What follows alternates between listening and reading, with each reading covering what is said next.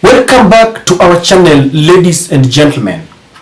If there is one thing that will bring this administration down, it is the finance bill.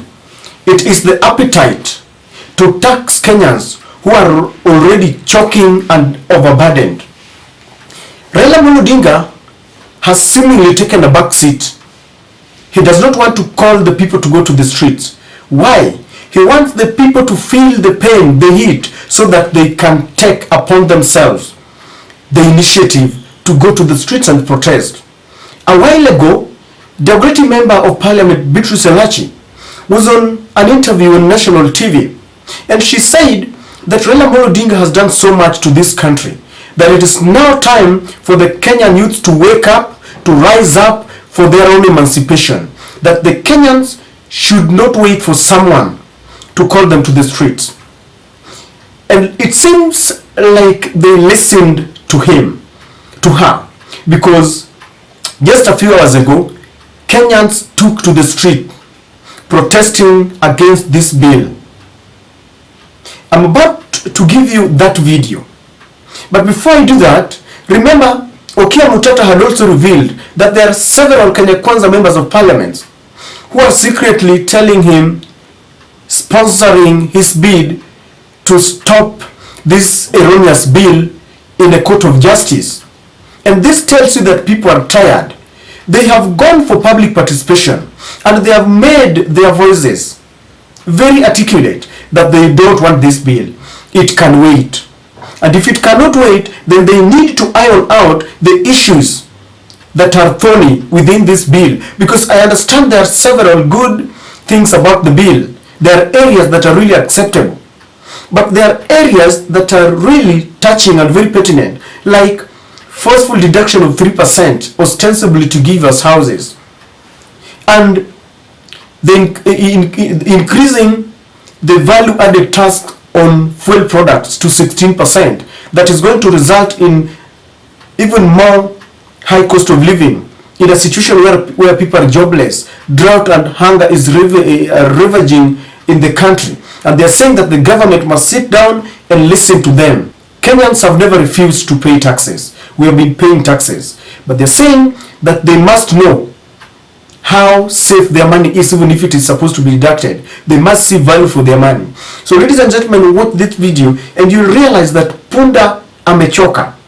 And if William Ruto is not very careful, sooner than soonest, he will wake up to an already citizen that will be thronging the streets demanding for their rights.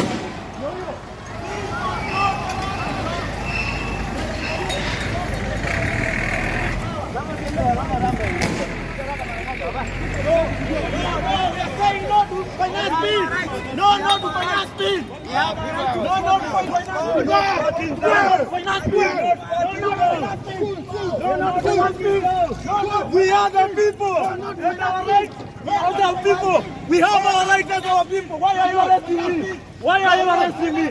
Why are you arresting me? We the people. We the people. We the people. We have our rights. Why are you arresting me? Why are you arresting me? Wait.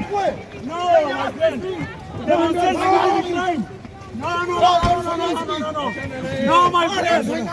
No, my friend. No. We don't do that.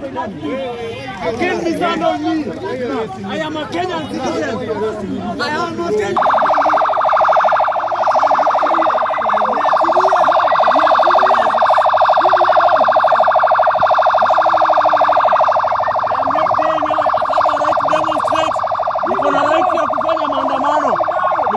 Katiba gani, kipengele gani nasema hivyo? Niko na right ya kudemonstrate Mimi kama Mkenya niko na haki ya kudemonstrate. Mimi kama Mkenya niko na right ya kudemonstrate.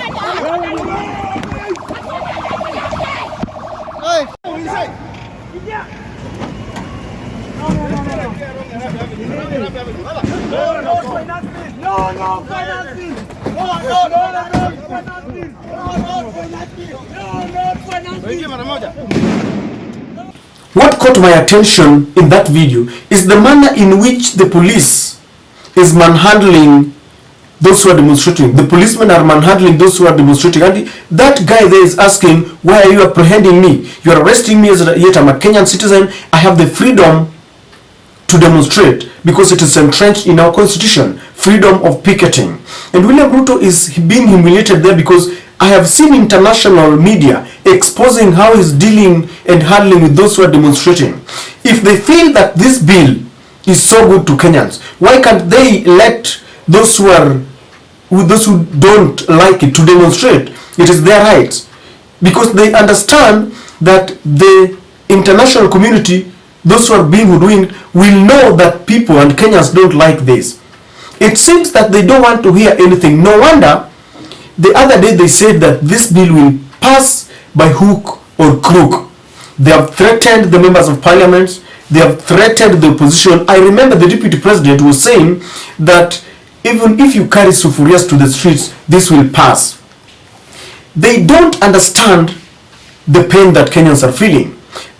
They have reduced it to a contest between the opposition and the government. And to Rigathi Gachagua, they want to win.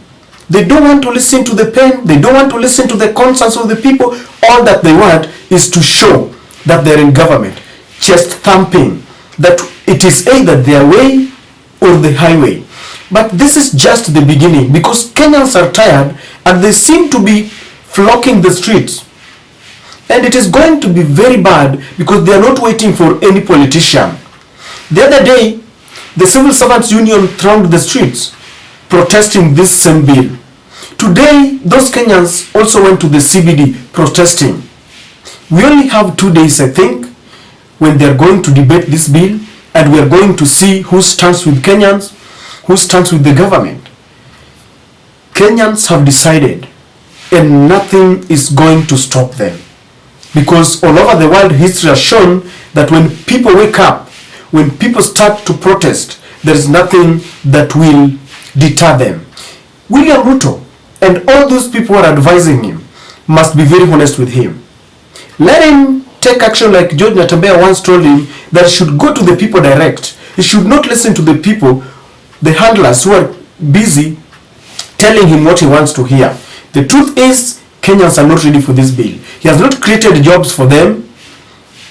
The high commodities that he complained during campaigns that were courtesy of Raila Odinga and William Ruto, the prices have not come down. In fact, they are skyrocketing more. Instead of implementing what he had promised, he keeps on promising. Kenyans are clever more than you can imagine. He once said that we have a shortage of fools in the country. And this is the time that he will realize that indeed we have a shortage of fools in the country.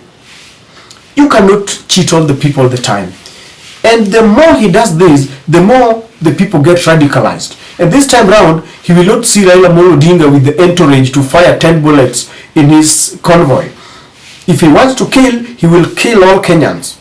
Because Kenyans have spoken with a resounding resolution that we don't want this bill now. You cannot force it on us. You cannot, for example, force people to own houses if they don't want. William Ruto has a house. He's got a house in Karen. He can live in State House. He's got houses, not one. So if he wants those houses, let him own them. But Kenyans are saying no. Why can't the government sit down, listen to the people, iron out the issues that are being raised? Because what is the intention of public participation? In the constitution, it is required that you allow public participation so that you understand the people. Already we have a government that continue to pay salaries to the CSS that were stopped by the courts, and they don't want to listen.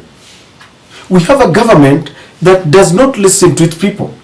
When people said that we don't want the GMO, they forced it until people went to the courts. And they tell us that it will happen whether we like it or not. They have forgotten those who gave them the power. They forget that the power that they are exercising is given to them by the people. Power indeed can corrupt. When you are drunk with the power, you forget the people who gave you the leeway. And I understand now that these people were never elected. Because if it is true they were elected by Kenyans, they would have listened to Kenyans. But the manner in which they are trying to micromanage and manhandle people simply shows that these people found themselves at the helm of the Kenyan affairs. They don't care at all. And so, ladies and gentlemen, this is just the beginning. We are yet to see more people going to the streets protesting against this. And I know the big day will be on Thursday, when people will be there giving warning to their members of parliament,